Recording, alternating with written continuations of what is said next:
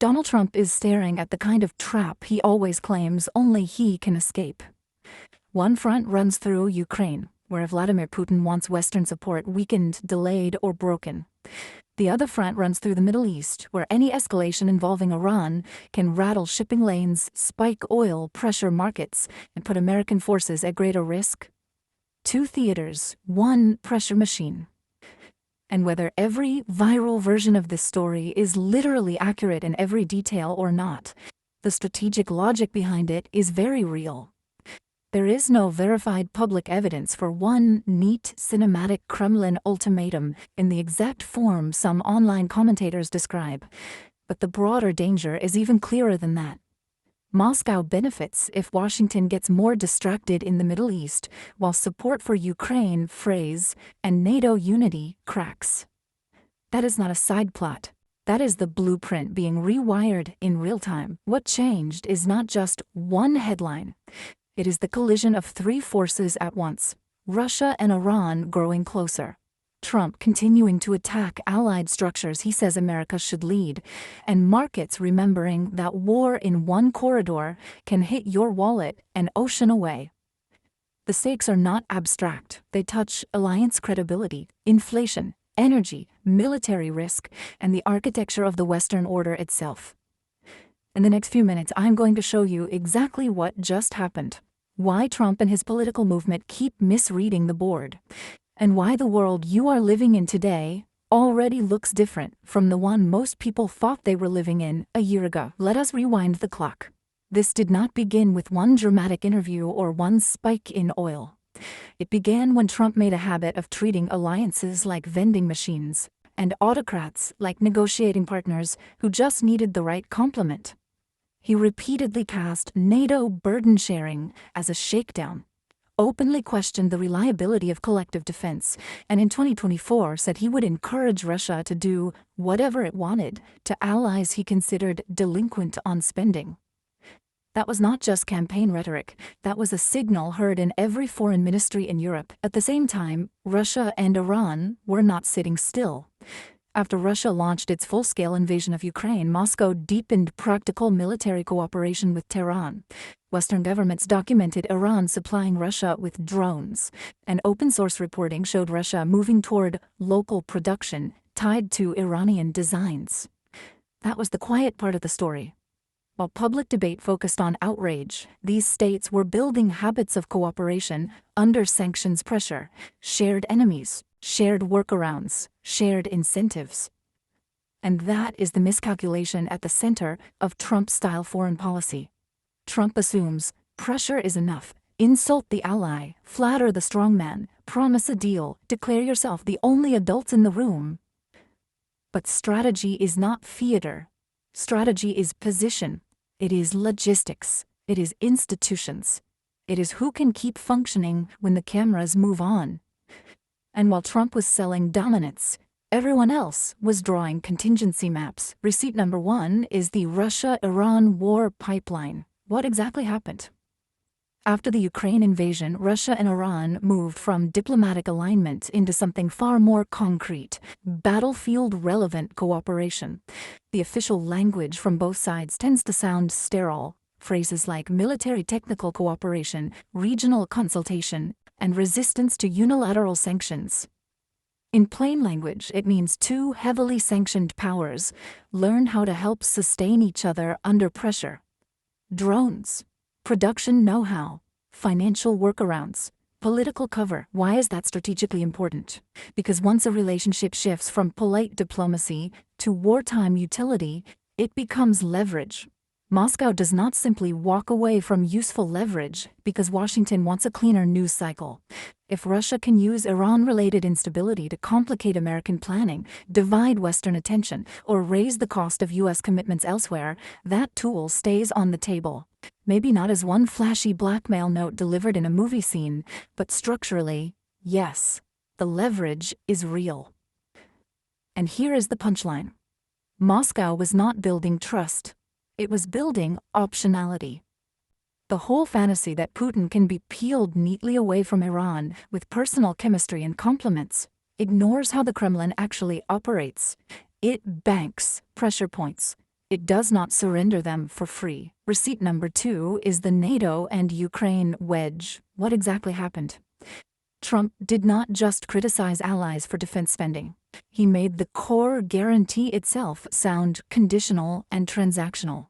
He repeatedly suggested America gets played by its allies, and he said out loud that he would encourage Russian aggression against certain NATO members.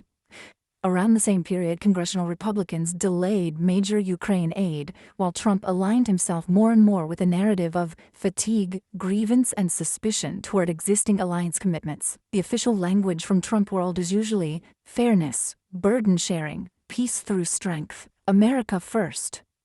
In plain language, allies heard something else.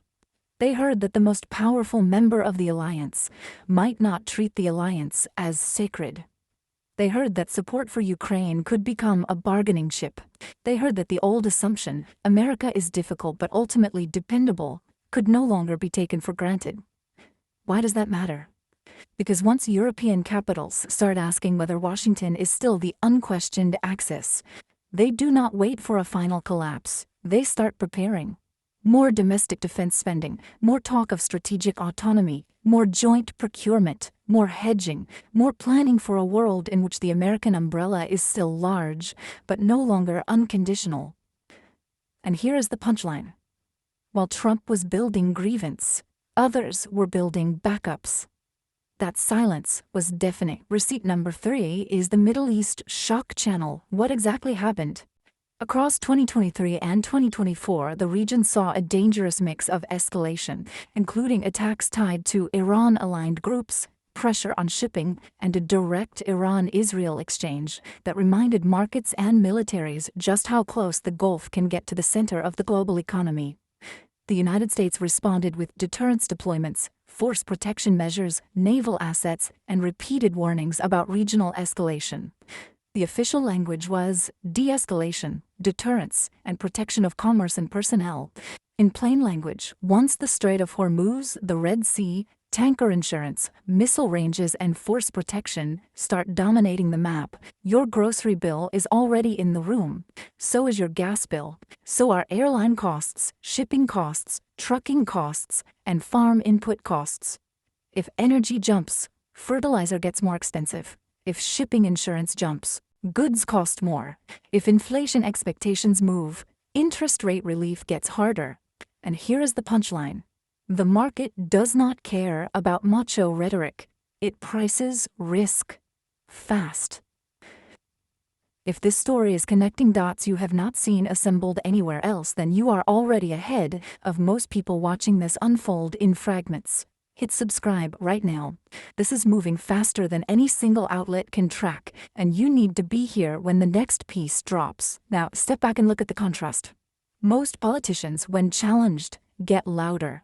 They throw another insult, they post another clip, they mistake heat for control. The Kremlin does something more dangerous. It crosswires theaters. Ukraine talks to energy. Energy talks to inflation. Inflation talks to elections. Iran talks to shipping. Shipping talks to alliance cohesion. Sanctions talk to technology transfers. It is cold. It is ruthless, and it is designed to make every crisis more useful than the crisis itself. That is the strategist side of this equation, and I use that word descriptively, not admiringly. Putin does not need a clean victory everywhere. He needs a messy board where every Western choice carries a second cost.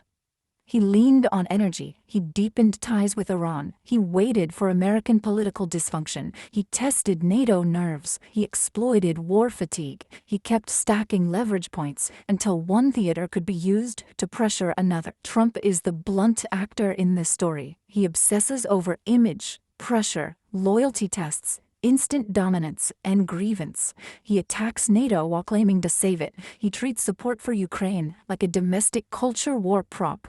He talks as if deterrence can be replaced by personal chemistry with men who have spent decades studying how to manipulate uncertainty. He did not build a resilient network. He performed strength inside one. And here is the lesson. You do not beat a trap like that by flattering the person who built it. You do not steady a crumbling structure by kicking your own load-bearing walls. So what does this actually mean for you? It means geopolitics is no longer something happening over there. If you drive to work, run a small business, buy groceries, heat your home, manage payroll, work in manufacturing, fly for work, or farm for a living, you are already inside the blast radius of these decisions. Higher oil means higher transport costs. Higher transport costs feed into food, retail, and construction. Shipping disruptions ripple into inventories. Insurance costs rise quietly and then show up everywhere. Fertilizer follows energy, so do parts of the chemical chain. If rate cuts get delayed because inflation risk reappears, mortgages, credit card balances, and business loans stay painful longer. And there is another layer people miss. Once companies reroute supply chains or diversify energy sourcing around a new reality, they do not simply flip back because politicians change their tone. The contracts move, the warehousing moves, the investment moves. The jobs follow the new routes, and they do not always come back. This is also why critics keep hammering the constitutional side of the story. War powers, tariff powers, emergency authorities, budget priorities, all of it matters more when executive improvisation collides with fragile markets and live military commitments. You cannot run a superpower like a reality show cliffhanger and expect families, troops, and allies to absorb the volatility for free. So where does this go next? I see 3 plausible scenarios. Scenario 1 is the managed reset. Business pressure, Pentagon caution, allied diplomacy, and market reality force a cool down. The Gulf stays tense, but major escalation is avoided. Shipping lanes remain risky, yet still open. Ukraine support continues in some form, even if more slowly and more bitterly debated.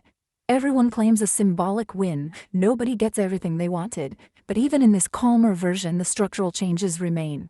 Europe keeps looking for more strategic independence. Gulf states keep hedging. Russia and Iran keep channels open. The temperature drops. The trust does not fully come back. Scenario 2 is the domino realignment. More middle powers decide that depending too heavily on one unpredictable center is too dangerous. Europe accelerates defense coordination, regional powers diversify security ties, energy buyers and shippers build more redundancy, technology and finance pathways keep adapting around sanctions, risk, and political uncertainty. The United States is still enormous in this scenario, still powerful, still central. But it is no longer the unquestioned axis of every calculation.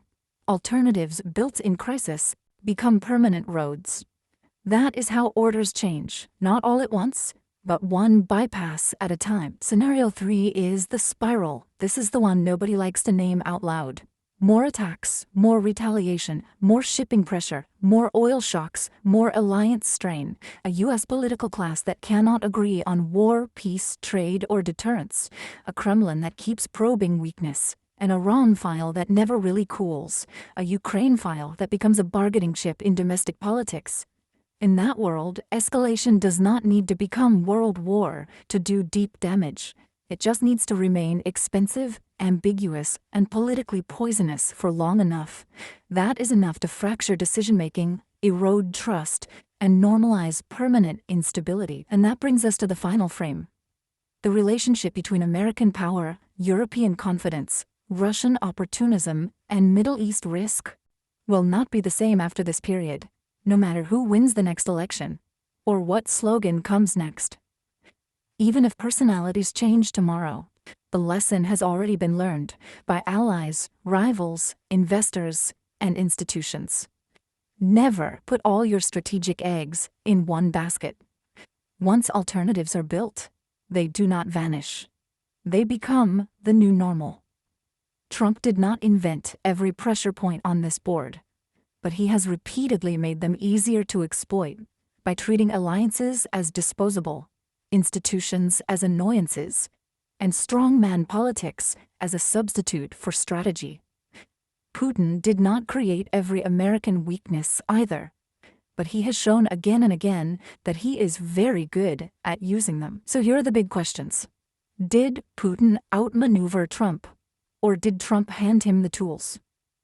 Is Europe hedging because it is disloyal, or because it would be reckless not to?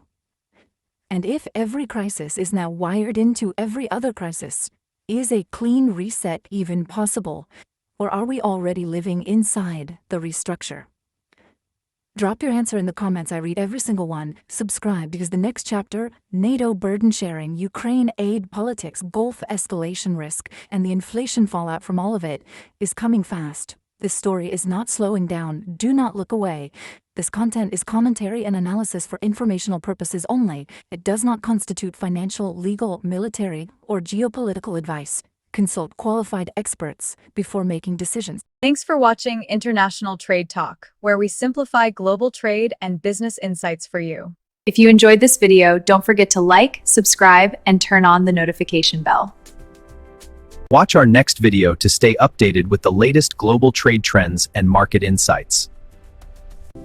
See you in the next episode of International Trade Talk.